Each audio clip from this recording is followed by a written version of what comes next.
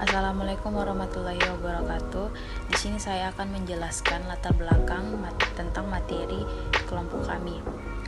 Tujuan pembangunan nasional bangsa Indonesia diarahkan pada tercapainya pemerataan kesempatan kerja dan berusaha bagi tiap warga negara sesuai dengan Pasal 27 Undang-Undang Dasar tahun 1945 yang menyatakan bahwa tiap-tiap warga negara berhak atas pekerjaan dan penghidupan yang layak bagi kemanusiaan. Untuk mencapai tujuan tersebut, program pembangunan di segala sektor diarahkan pada penciptaan dan perluasan lapangan usaha. Upaya tersebut belum dapat sepenuhnya tercapai karena pertambahan atau perluasan lapangan pekerjaan yang tidak seimbang dengan laju pertambahan angkatan kerja. Sedangkan laju pertumbuhan ekonomi yang meningkat dari tahun ke tahun ternyata juga belum mampu meningkatkan laju penyerapan tenaga kerja. Secara sosiologis, wanita adalah anggota dari satu keluarga sehingga status ekonomi keluarga, miskin atau kaya, akan turut mempengaruhi posisi ekonomi perempuan yang bersangkutan. Sekian dari saya, akan dilanjutkan oleh teman kelompok saya. Di sini saya akan menjelaskan tentang lanjutan materi yang telah disampaikan oleh Kariska sebelumnya. Pada kenyataannya, proses pembangunan ini masih mengalami ketimpangan dalam hal gender. Pembangunan berwawasan gender merupakan pembangunan yang menyetarakan antara hak laki-laki dan perempuan dalam aspek pembangunan. Hal tersebut telah didukung oleh pemerintah melalui disahkannya Undang-Undang Nomor 7 Tahun 1984 yang menghapus segala bentuk diskriminatif terhadap kaum perempuan. Laki-laki dan perempuan memiliki kesamaan hak, kesamaan kewajiban, serta kesamaan kesempatan dalam berumah tangga, berbangsa dan bernegara. Namun pada kenyataannya, pada era globalisasi ini, perempuan masih mengalami ketertinggalan dalam hal kebebasan berpendapat, partisipasi politik, dan bersosial. Hal tersebut kerap terjadi karena faktor budaya, faktor norma yang dianut oleh masyarakat, sehingga karena norma tersebut menghambat perempuan untuk berpartisipasi lebih lanjut. Norma-norma tersebut menegaskan bahwa perempuan dalam kodratnya sebagai istri dan ibu rumah tangga yang mengurus masalah rumah tangga, dan fungsinya laki-laki adalah tetap mencari nafkah untuk kebutuhan rumah tangga. Kita bisa ambil contoh, norma yang selama ini dianut oleh masyarakat cenderung patriarki, yang menganggap bahwa perempuan dalam kodratnya tetap berada di kasur, sumur, dan dapur. Oleh karena itu, eksistensi perempuan dalam pembangunan yang berwawasan gender sangat dibutuhkan untuk mewujudkan kemitrasejahteraan yang harmonis antara pria dan wanita, atau mewujudkan kesetaraan dan keadilan gender dalam berbagai bidang dan kehidupan, terutama dalam aspek pembangunan. Mungkin sekian dari saya. Terima kasih. Baik, terima kasih atas kesempatan yang telah diberikan. Pada video ini saya akan mencoba untuk membahas mengenai konsep gender. Untuk dapat memahami mengenai peranan wanita di dalam pembangunan yang berwawasan gender, terlebih dahulu perlu dibahas terkait konsep gender agar berangkat dari pengertian yang sama. Gender berasal dari kata gender dalam bahasa Inggris yang berarti jenis kelamin. Namun, jenis kelamin di sini yang bukan secara biologis, melainkan sosial budaya dan psikologis. Pada prinsipnya, konsep gender memfokuskan perbedaan peranan antar sesuai dengan norma sosial dan nilai sosial budaya masyarakat yang bersangkutan. Peran gender adalah peran sosial yang tidak ditentukan oleh perbedaan kelamin seperti peran kodrati. Maka, pembagian peranan antara pria dengan wanita dapat berbeda di antara satu masyarakat dengan masyarakat yang lain, sesuai dengan lingkungan. Peran gender dapat berubah dari masa ke masa karena pengaruh kemajuan pendidikan, teknologi, ekonomi, dan lain-lain. Jadi, peran gender dapat ditukarkan antara pria dengan wanita. Menurut Demolen, terdapat beberapa ciri gender yang dilekatkan oleh masyarakat pada pria dan wanita, yaitu perempuan memiliki ciri-ciri lemah, halus atau lembut, emosional, dan lain-lain. Sedangkan ia memiliki ciri-ciri kuat, kasar, rasional, dan lain-lain. Namun, dalam kenyataannya, ada wanita yang kuat, kasar, dan rasional. Sebalik, ada juga pria yang lemah, lembut, dan emosional. Sekian.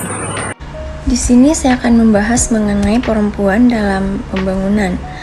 Peran perempuan Indonesia dalam pembangunan nasional adalah hal yang penting dan isu menarik sepanjang masa. Sebelumnya, kebanyakan perencana pembangunan itu mengabaikan perempuan yang merupakan setengah dari populasi. Padahal mereka adalah sumber daya manusia yang paling signifikan di mana kontribusi ekonomi mereka memiliki kesetaraan status sama halnya laki-laki dalam persamaan kedudukan baik laki-laki maupun perempuan sama-sama berkedudukan sebagai subjek atau pelaku pembangunan. Dalam kedudukan sebagai subjek pembangunan, laki-laki dan perempuan memiliki peranan yang sama dalam melaksanakan, merencanakan, memantau, dan menikmati hasil pembangunan. Hak yang sama di bidang pendidikan misalnya, anak laki-laki dan perempuan mempunyai kesempatan untuk dapat mengikuti pendidikan sampai ke jenjang pendidikan formal tertentu. Diskriminatif terhadap kaum perempuan telah terjadi sebelum zaman penjajahan. Kodrat sebagai perempuan menjadikan perempuan tidak bebas melakukan apa yang mereka mau, termasuk pengembangan diri. Perempuan seakan-akan tetap berjalan di tempat, lain halnya dengan laki-laki yang dengan martabat sebagai laki-laki menganggap diri mereka sebagai yang memiliki kewenangan dan kebebasan lebih dalam segala hal bidang kehidupan. Secara nasional, laki-laki memegang peranan dan jabatan yang strategis, baik formal maupun informal, dalam bidang pemerintahan, politik, dan bisnis. Hanya 5% perempuan yang memegang jabatan direktur dalam dunia bisnis, sebesar 17,3% perempuan yang duduk dalam keanggota Dewan DPR RI, yang secara internasional segianya 30% perempuan duduk dalam kursi legislatif. Hal ini menunjukkan bahwa di Indonesia hanya sekitar 101 perempuan anggota legislatif dari 560 anggota DPR RI. Sungguh ironis, fakta populasi perempuan secara global lebih tinggi daripada laki-laki, yakni sebesar 131,9 juta jiwa dari total penduduk Indonesia 265 juta jiwa di tahun 2018. Baik, saya akan melanjutkan pembahasan dari kelompok saya, yaitu perubahan sosial menuju kemitraan sejajar gender itu diawali dengan adanya industrialisasi dan kemajuan teknologi informasi disertai dengan adanya fenomena banyaknya perempuan yang sudah mulai mengambil peran di luar rumah, misalnya bekerja di sektor publik, baik itu mengambil peran di sektor eksekutif, yudikatif, legislatif maupun pekerjaan lainnya.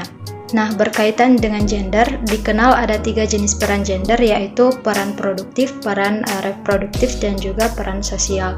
Nah, yang pertama itu adalah peran reproduktif. Peran reproduktif itu apa?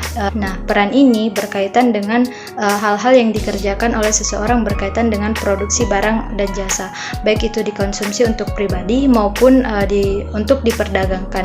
Peran ini biasa juga disebut dengan peran di sektor publik.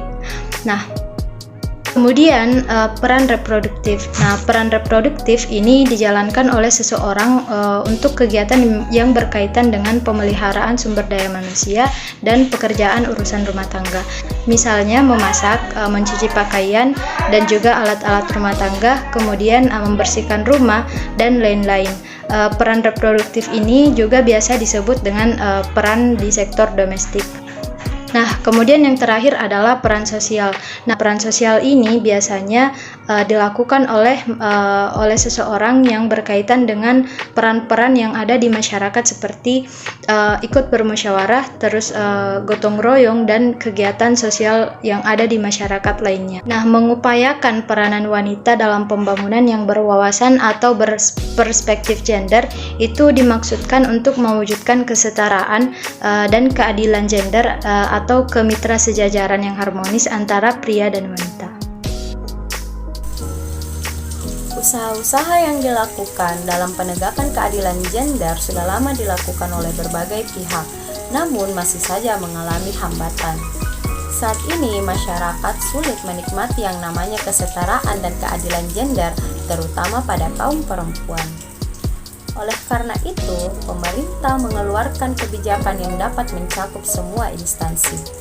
Kebijakan ini pula lebih dikenal dengan pengarusutamaan gender. Strategi ini tertuang di dalam Instruksi Presiden Nomor 9 Tahun 2000 tentang pengarusutamaan gender dalam pembangunan nasional. Dalam pelaksanaannya di strategi ini, pelaksanaan pembangunan lebih responsif gender, terutama dalam menegakkan hak-hak dan kewajiban perempuan dan laki-laki dalam kesempatan yang sama atas pengakuan dan penilaian di dalam masyarakat. Pengaruh utamaan gender pula dapat memberikan hasil yang memuaskan jika masyarakat ikut serta di dalamnya, terutama yang tergabung di dalam lembaga pemerintah swasta seperti organisasi profesi, organisasi sosial. Dalam pembangunan di bidang kesehatan misalnya, perencanaan, pelaksanaan, pelayanan, serta pengevaluasian sudah berwawasan gender. Oleh karena itu dapat dipastikan bahwa kesehatan sudah dapat dinikmati oleh kaum laki-laki maupun kaum perempuan, begitupun dengan di bidang-bidang yang lain.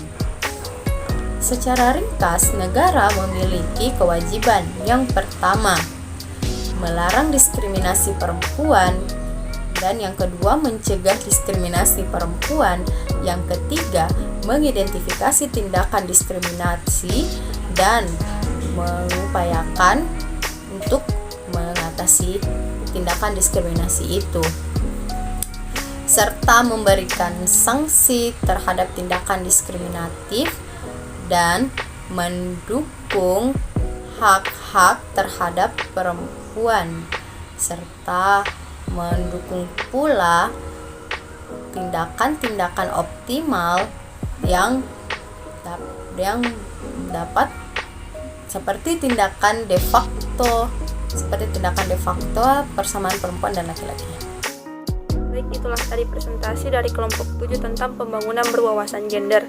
Dari penjelasan sebelumnya, maka dapat kita tarik beberapa kesimpulan. Yang pertama, perempuan dan laki-laki pada hakikatnya memiliki status yang sama dalam kehidupan masyarakat.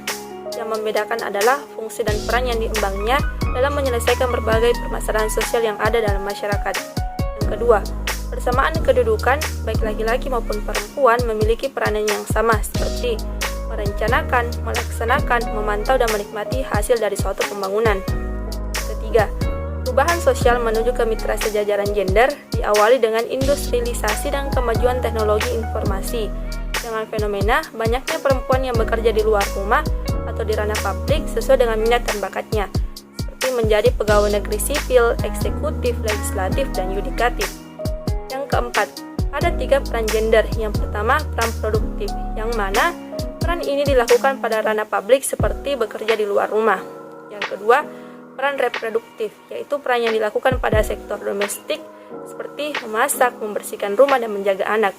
Yang ketiga, peran sosial yang sifatnya dinamis, artinya peran ini dapat berubah ataupun diubah sesuai dengan keadaannya, dapat dipertukarkan baik laki-laki maupun perempuan, dan dapat lintas budaya. Baik, sekian kesimpulan dari kelompok kami, semoga dapat dipahami dengan baik dan bermanfaat bagi kita semua. Kami ucapkan terima kasih. Wassalamualaikum warahmatullahi wabarakatuh.